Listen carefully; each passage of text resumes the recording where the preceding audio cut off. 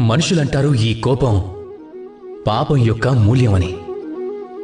కాని ఏంటి నిజంగా ఈ కోపం పాపం యొక్క మూల్యమా? ఎప్పుడైనా ఆలోచించి చూడండి, ఈ కోపం అసలు వాస్తవికంలో ఏంటి? ఈ కోపం కేవలం ఒక భావం.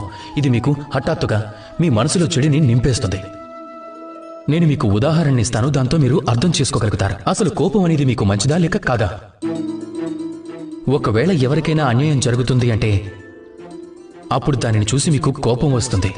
అలాగే ఈ కోపం వాళ్లకు సహాయం చేయాలనే ప్రేరణని కలిగిస్తుంది. ఈ కోపం మంచిది.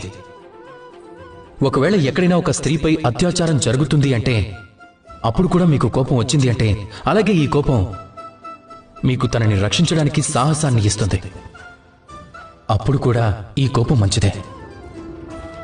ఒకవేళ ప్రపంచంలో ఎక్కడైనా మీరు అనైతికతను చూసినా, ఏదైనా కుట్రను చూసినా, అప్పుడు కూడా మీకు కోపం రాలేదు